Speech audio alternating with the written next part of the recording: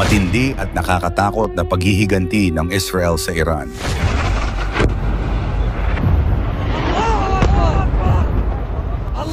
To defend our people against Hezbollah strikes, we must take out those weapons. Israel umatake na sa Iran.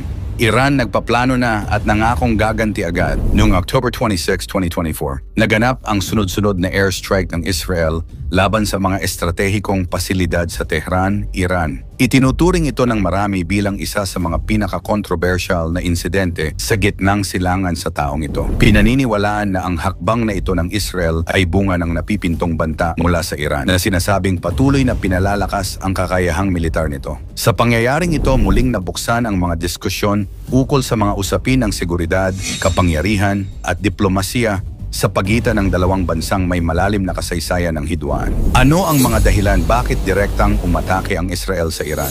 Ito na ba ang direktang digmaang Israel at Iran? Yan ang ating aalamin.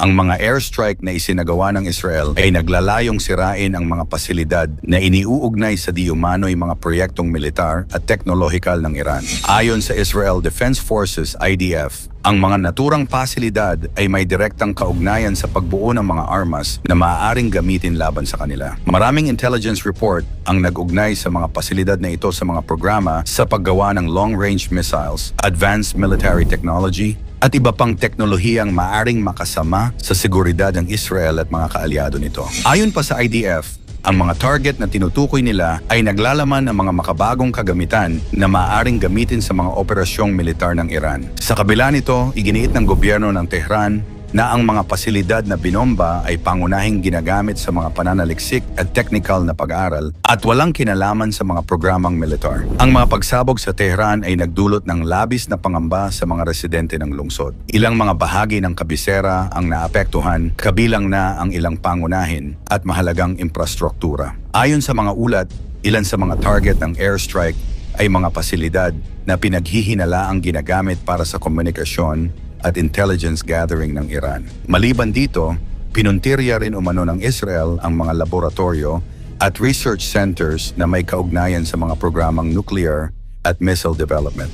Mabilis na nagpatupad ang mga autoridad sa Tehran ng mga emergency protocols upang tugunan ang pinsala. Ikinasa ang malawakang evacuation at nagtalaga ng mga medical team para sa mga nasaktan. Ang mabilis na pagresponde ng mga lokal na autoridad ay naglalayong mapanatili ang kaayusan at kaligtasan ng mga sibilyan sa gitna ng nagaganap na kaguluhan. Sa kabila nito, patuloy ang pagtindi ng pangamba ng mga mamamayan, partikular na ang posibleng pagsiklab ng mas matindi pang alitan. Reaksyon ng Iran at iba pang bansa. Matapos ang serye ng mga pag-atake ng Israel sa Tehran, binalaan ng Iran ang Israel na magkakaroon ng matinding ganting salakay kung magpapatuloy ang mga pag-atake. Ayon sa mga ulat, ang Iran ay naglunsad ng ballistic missiles sa direksyon ng Israel bilang tugon sa mga airstrikes na natumarget sa kanilang mga alyado sa Lebanon at Gaza. Sa kasalukuyan, patuloy na naghahanda ang Iran para sa anumang posibleng pagsiklab ng mas malawak na labanan.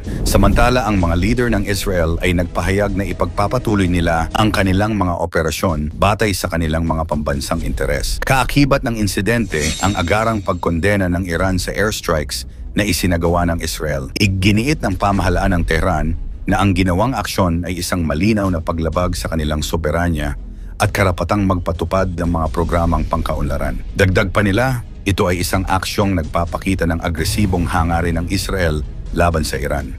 Hindi naman naging tahimik ang pandaigdigang komunidad hinggil sa insidente. Naglabas ng pahayag ang Estados Unidos na kilalang kaalyado ng Israel kung saan kanilang ipinahayag ang kanilang suporta, ngunit hinikayat ang Israel na maging maingat sa kanilang mga hakbang. Nagsalita rin ang ilang miyembro ng European Union na nagbabala sa posibleng paglala ng tensyon sa rehiyon. Nanawagan sila sa magkabilang panig na maghinay-hinay at itaguyod ang diplomatikong solusyon upang maiwasan ang mas malawak na kaguluhan. Ang United Nations ay naglabas din ng pahayag kung saan ipinahayag ang kanilang matinding pagkabahala sa maaaring epekto ng mga airstrikes sa mga sibilyan at kaligtasan ng mga mamamayan. Hinihikayat ng UN ang magkabilang panig na makipagdialogo upang maresolba ang mga isyu ng hindi humahantong sa labis na karahasan. Mga dahilan at pananaw ng Israel. Ayon sa Israel, ang kanilang isinagawang airstrikes ay isang preemptive strike upang tiyakin ang seguridad ng kanilang bansa. Matagal nang nagpahayag ng pag-aalala ang Israel sa di umano'y plano ng Iran na magpalakas ng kanilang kakayahang militar, particular na ang mga programa sa paggawa ng nuclear weapons at long-range missiles. Sa kanilang pananaw, ang patuloy na pagunlad ng Iran sa larangan ng teknolohiya at militar ay isang direktang banta sa kapayapaan at seguridad ng Israel.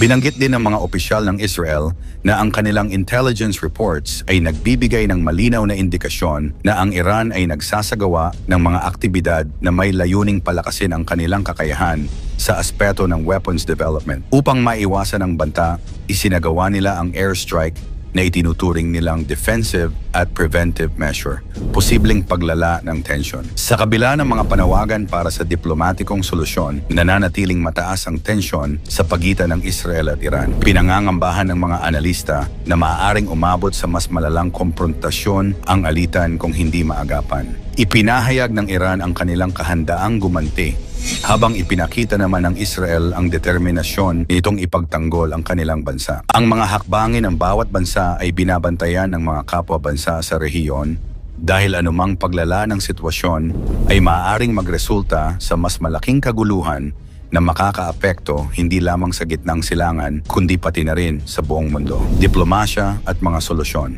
Hinihikayat ng mga leader ang parehong Israel at Iran na iwasan ang karagdagang hakbang na magdudulot ng karahasan at mas matinding kaguluhan. Ipinapakita ng insidente ang patuloy na pangangailangan ng matatag na diplomasya sa rehiyon. Ang mga institusyon tulad ng United Nations ay patuloy na nananawagan sa mga bansang sangkot na sundin ang mga umiiral na kasunduan at patakaran sa international na batas, particular na ang mga kaugnay sa proteksyon ng mga sibilyan. Ang airstrikes ng Israel laban sa mga pasilidad sa Tehran ay nagdala ng muling tensyon sa pagitan ng dalawang bansang may mahabang kasaysayan ng hidwaan. Sa kabila ng mga batikos, naninindigan ang Israel na ang kanilang hakbang ay isang pangdepensa at preventive measure upang tiyakin ang kaligtasan ng kanilang bansa. Samantala, mariing kinondena ng Iran ang naturang hakbang na itinuturing nilang paglabag sa kanilang soberanya.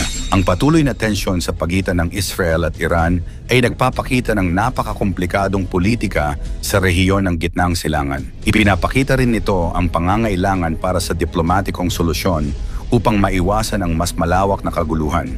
Sa kabila ng mga hamon, nananatiling mahalaga ang pagpapanatili ng komunikasyon at diplomasya upang maiwasan ang paglala ng alitan. Sa pangkalahatan, ang mga kaganapang ito ay nagsisilbing paalala ng kahalagahan ng balanseng relasyon, diplomasya at seguridad sa gitna ng mga patuloy na pagbabago sa rehiyong ito.